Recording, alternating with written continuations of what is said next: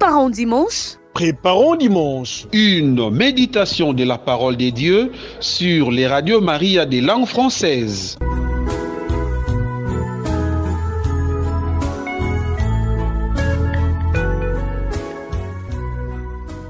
Chers auditeurs, chers internautes des stations francophones des radios Maria en Afrique, en France et en Suisse romande, soyez les bienvenus à ces programmes de méditation sur la parole de Dieu.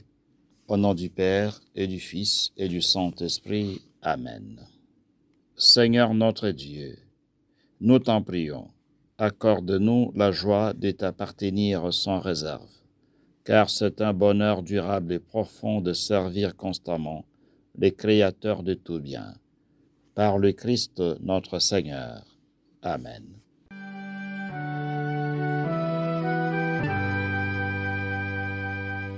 Liturgie de la parole. Première lecture. Pour vous, le soleil de justice s'élèvera. Lecture du livre du prophète Malachie au chapitre 3, versets 19 à 20. Voici que vient le jour du Seigneur, brûlant comme la fournaise. Tous les arrogants, tous ceux qui commettent l'impiété, seront de la paille. Le jour qui vient les consumera, dit le Seigneur de l'univers. Il ne leur laissera ni racines, ni branches.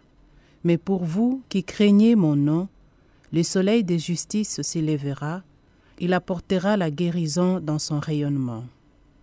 Parole du Seigneur. Nous rendons grâce à Dieu. Chantez au Seigneur un chant nouveau, car il a fait des merveilles. Par son bras très saint, par sa main puissante, il s'est assuré la victoire.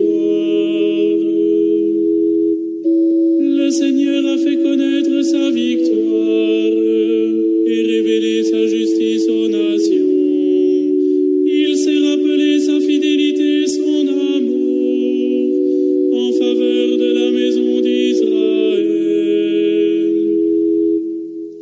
Le Seigneur a fait connaître sa victoire et révélé sa justice aux nations. La terre tout entière a vu la victoire de notre Dieu. Acclamez le Seigneur, terre entière. Sonnez, chantez, jouez. Le Seigneur a fait connaître sa victoire et révélé sa justice aux nations. Deuxième lecture. Si quelqu'un ne veut pas travailler, qu'il ne mange pas non plus. Lecture de la deuxième lettre de Saint Paul apôtre aux Thessaloniciens au chapitre 3, versets 7 à 12. Frères, vous savez bien, vous, ce qu'il faut faire pour nous imiter. Nous n'avons pas vécu parmi vous de façon désordonnée, et le pain que nous avons mangé, nous ne l'avons pas reçu gratuitement. Au contraire, dans la peine et la fatigue, nuit et jour, nous avons travaillé pour n'être à la charge d'aucun d'entre vous. Bien sûr, nous avons le droit d'être à charge, mais nous avons voulu être pour vous un modèle à imiter. Et comme nous étions chez vous, nous vous donnions cet ordre. Si quelqu'un ne veut pas travailler, qu'il ne mange pas non plus. Or, nous apprenons que certains d'entre vous mènent une vie déréglée, affairée sans rien faire. À ceux-là, nous adressons dans le Seigneur Jésus-Christ cet ordre et cet appel, qu'ils travaillent dans le calme pour manger le pain qu'ils auront gagné. Parole du Seigneur. Nous rendons grâce à Dieu.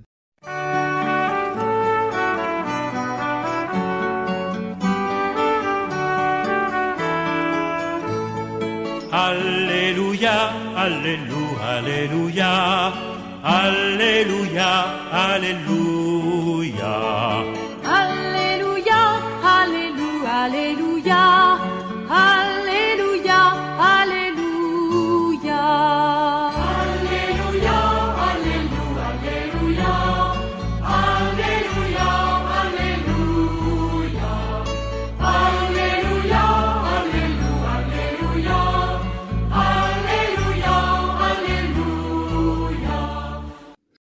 Le Seigneur soit avec vous et avec votre esprit. Évangile de Jésus-Christ selon saint Luc. Gloire à toi, Seigneur. Au 21e chapitre du 5e au 19e verset. En ce temps-là, comme certains disciples de Jésus parlaient du temple, de belles pierres et des ex-voto qui le décoraient, Jésus leur déclara, « Ce que vous contemplez, des jours viendront où il n'en restera pas pierre sur pierre, tout sera détruit. » Ils lui demandèrent, « Maître, quand cela arrivera-t-il? Et quel sera le signe que cela est sur le point d'arriver? » Jésus répondit, « Prenez garde de ne pas vous laisser égarer, car beaucoup viendront sous mon nom et diront, c'est moi, ou encore, le moment est tout proche. Ne marchez pas derrière eux. Quand vous entendrez parler de guerre et de désordre, ne soyez pas terrifiés. Il faut que cela arrive d'abord, mais ce ne sera pas aussitôt la fin. » Alors Jésus ajouta, « On se dressera nation contre nation, royaume contre royaume. Il y aura des grands tremblements de terre, et en divers lieux des famines et des épidémies. Des phénomènes effrayants surviendront, et des grands signes venus du ciel. Mais avant tout cela, on portera la main sur vous, et l'on vous persécutera. On vous livrera aux synagogues et aux prisons. On vous fera comparaître devant des rois et des gouverneurs à cause de mon nom. Cela vous amènera à rendre témoignage. Mettez-vous donc dans l'esprit que vous n'avez pas à vous préoccuper de votre défense. C'est moi qui vous donnerai un langage et une sagesse à laquelle tous vos adversaires ne pourront ni résister ni s'opposer. Vous serez livrés même par vos parents, vos frères, votre famille et vos amis, et ils feront mettre à mort certains d'entre vous. Vous serez détestés de tous, à cause de mon nom, mais pas un cheveu de votre tête ne sera perdu. C'est par votre persévérance que vous garderez votre vie. Acclamons la parole de Dieu. Louange à toi, Seigneur Jésus.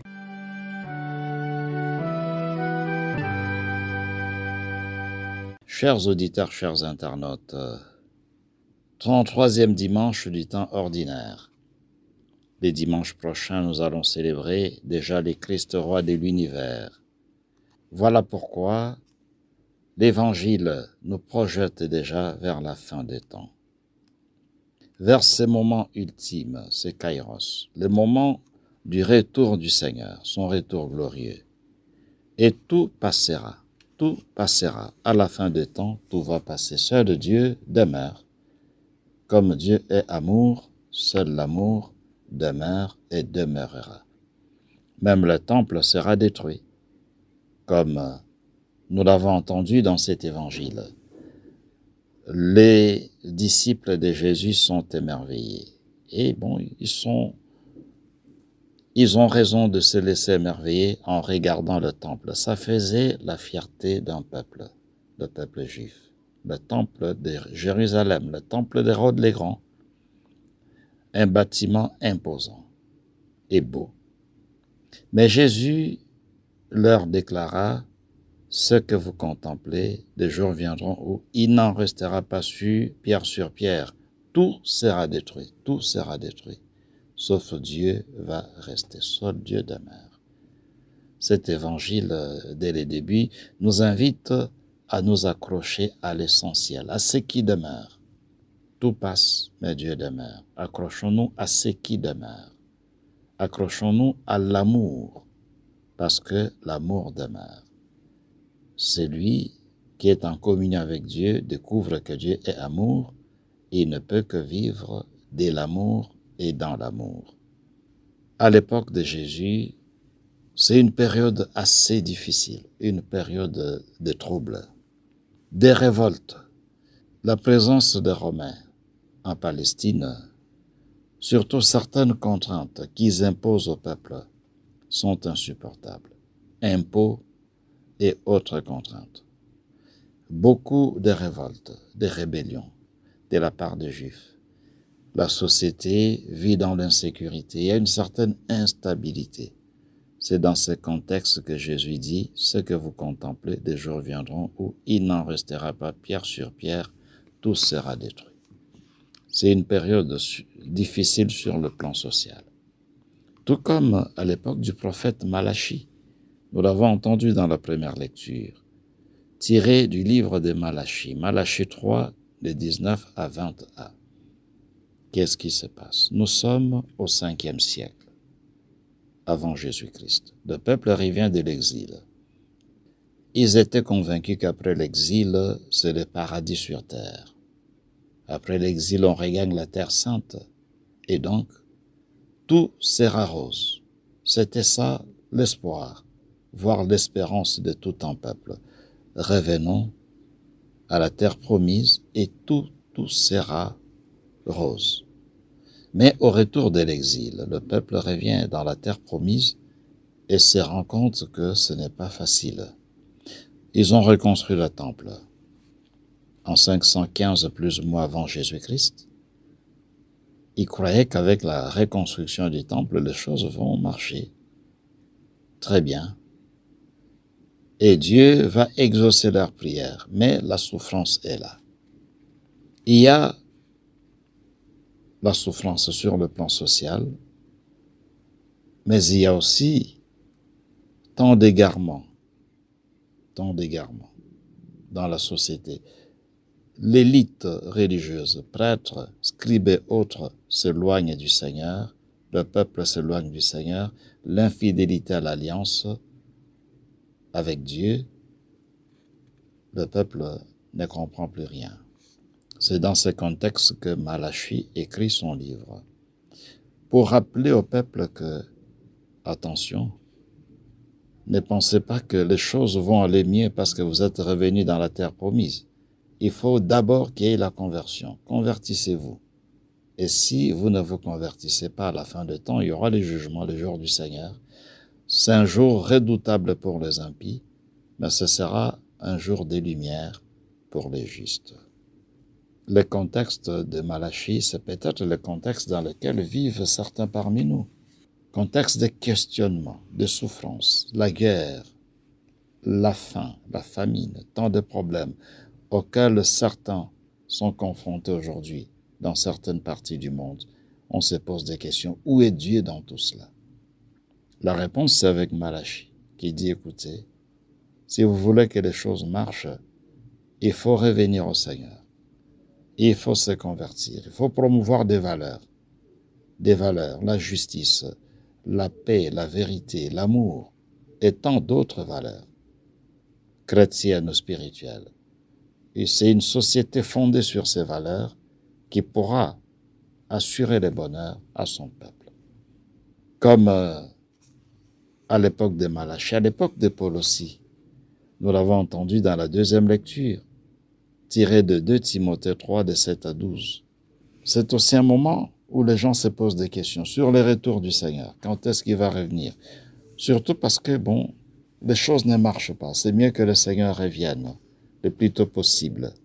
Et c'est dans ce contexte que certains, pensant que le Seigneur va revenir demain après-demain, s'adonnaient plutôt à la prière, oubliant de construire, de bâtir la société. Paul va le recadrer dans la deuxième lettre aux Thessaloniciens, dont l'extrait a été proclamé tout à l'heure. 2 Thessaloniciens 3, de 7 à 12. Celui qui ne travaille pas, qu'il ne mange pas non plus. Entre le présent et le retour du Seigneur, il y a 2 choses à faire. D'abord, la conversion, revenir au Seigneur, comme Malachie l'a bien dit. Et puis de 2, il faut travailler, il faut s'engager pour bâtir un monde juste et fraternel. Voilà ce que nous devons faire. Voilà ce à quoi nous devons nous en tenir en attendant le retour du Seigneur. Entre le présent et le retour du Seigneur, il n'y a que ces 2 choses-là qui peuvent nous garantir la paix, le vrai bonheur. C'est la conversion, le retour au Seigneur, mais aussi l'engagement de chacun pour que émerge une société fondée sur des valeurs spirituelles et chrétiennes. Une société qui sera en mesure d'assurer le vrai bonheur à chacun de nous. Que Dieu Tout-Puissant bénisse ces paroles, qui bénisse chacun de vous, qui fasse de chacun de nous artisans de la paix, de la justice, qui fasse de chacun de nous serviteurs de l'amour, de la vérité, pour qu'ensemble nous puissions bâtir un monde juste et fraternel en attendant le retour du Seigneur. Bon dimanche à tous. C'était Préparons dimanche. Une méditation de la parole de Dieu sur les radios Maria des langues françaises. Prochain rendez-vous, samedi à la même heure sur la même fréquence.